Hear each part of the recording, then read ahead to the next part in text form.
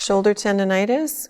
We're going to be working on the high muscle resting tone of our deltoid muscle, and we're going to use an origin and insertion technique in order to decrease the tone.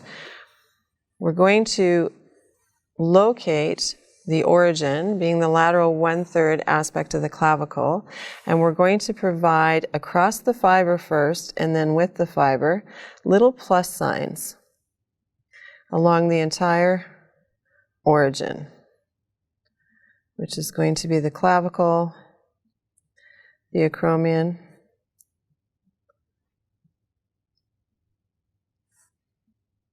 and I'm going to change hands,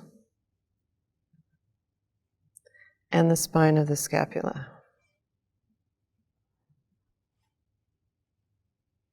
You want to treat the entire origin and the entire insertion. This is an alternative to a GTO. You're applying pressure onto the tendon, but this is usually used on muscles that have shorter tendinous attachments. Once you've done your entire origin, you're going to do your insertion, and again, going against the fiber and then with the fiber in a plus. Again, pressure will be moderate to deep depending on your client's pain tolerance. This will be to decrease tone and spasm.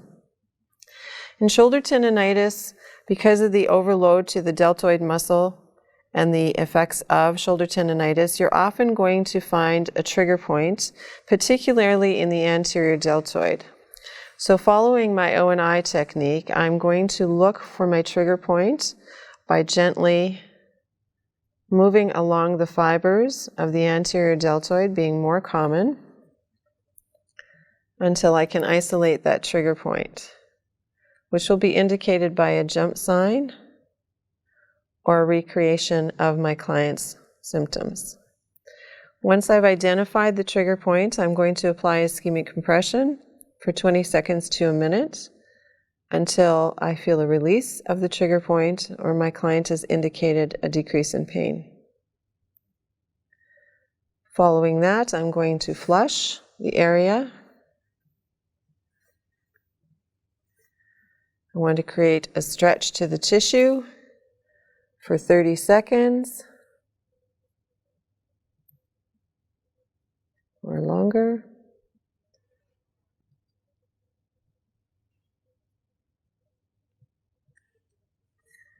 I will apply moist heat to the area or send my client home with hot hydrotherapy home care.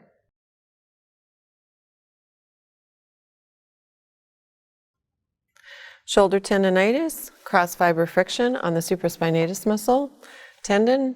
So we want to cross fiber the tendon, but to isolate it, we want to take our client's hand behind their back at the level of their waist.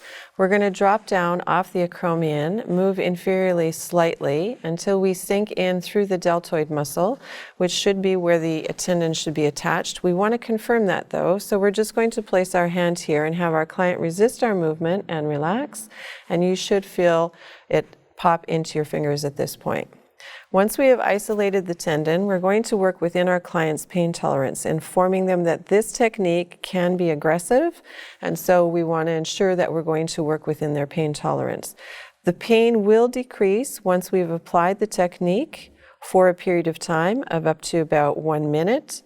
We can apply for 2 minutes and 6 minutes for the first initial treatment, but normally I've found that 1 to 2 minutes is sufficient for this treatment for the first time. So once we've engaged that tissue or we found the tendon, we want to apply a bit of a stretch. When we're doing cross fiber friction on a tendon, we're going to put it in neutral position to a slight stretch just to activate it or to be able to access it.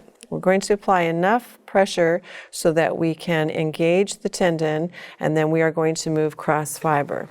You want to make sure that you're well supported. Your movement is 1 to 2 centimeters. We're going to go across the fiber 1 to 2 cycles per second, and we're going to maintain this technique for up to 2 minutes the first time around. If the client does not indicate any decrease in pain following 2 minutes, stop the technique altogether.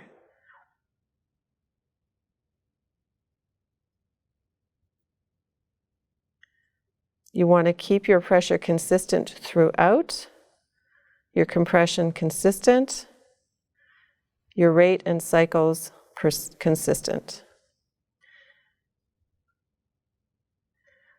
Once we have gone through our 2 minutes, we want to provide a stretch to the muscle. So we're going to take our client's arm into adduction. Nice and gentle. We don't want to pull that limb into that stretch quickly. We want it to be controlled, slow, and gentle. The stretch is held for 30 seconds. And when we're done, we're going to release it back. And we're going to ice the area. You have a couple of options. You can take your freezer cups, just taking the top section and folding down your freezer cup so that you have something to grab onto, and a towel so that you don't get your client wet everywhere. And you can use this and apply it, informing your client it's going to be cold, going to move it around the area you just frictioned, indicating to your client to let you know when the area is numb. The quicker you move the ice, the colder it will feel to the client. The slower you move the ice, the less your client will indicate in terms of icing. So we can do a direct application of ice on our client following this technique if we want to move into further techniques. We could send our client home with cold hydrotherapy home care. Our second option is to apply a heat pack, ensuring that the heat pack does not touch the skin directly. We can apply it onto our client, making sure that it is secure, and we can leave it there while we perform other techniques to this condition. Done.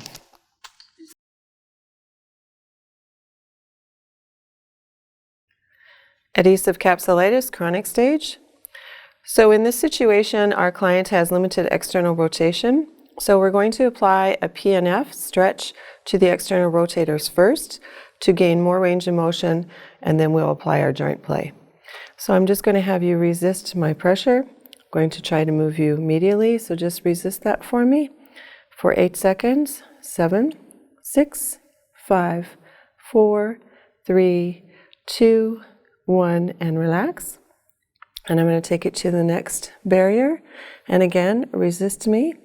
8, 7, 6, 5, 4, 3, 2, 1. And to the next barrier of external rotation. And resist me. 8, 7, 6, 5, 4, 3, 2, 1. And so now I'm into the last barrier of external rotation, and I'm going to mobilize in an anterior glide. So I'm going to do a grade 1 distraction, and I'm going to come on the posterior aspect, and I'm going to do a grade 1, then a grade 2, and a grade 3 anterior glide to increase our joint range of motion with my intent to stretch. I'm going to hold this for 8 to 10 seconds, come back out to a grade 2, keeping the distraction, and apply back into a grade 3 for 8 to 10 seconds, and then coming back into a grade 2 and to a grade 3, applying a stretch.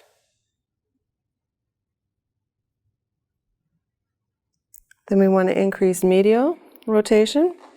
So we're going to take our client's limb into the position to apply a PNF stretch to the medial rotators.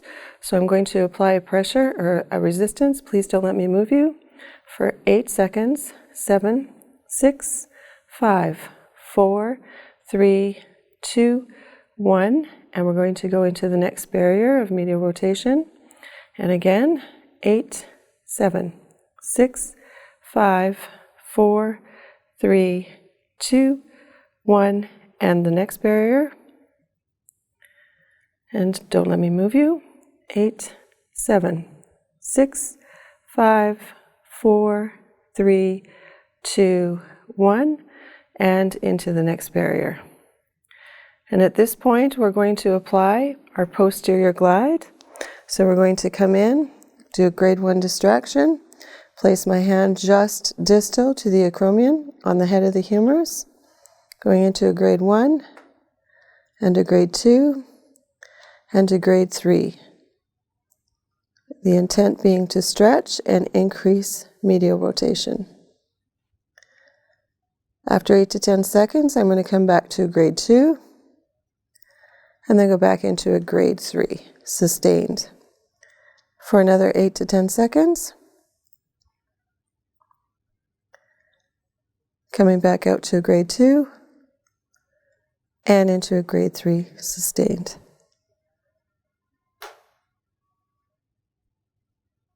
And then coming out, and we would reassess our joint.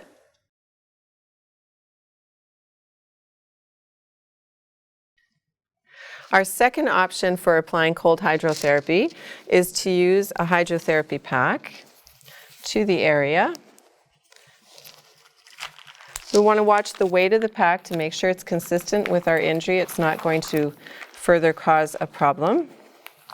And we want to make sure that our hydrotherapy is secure to the region.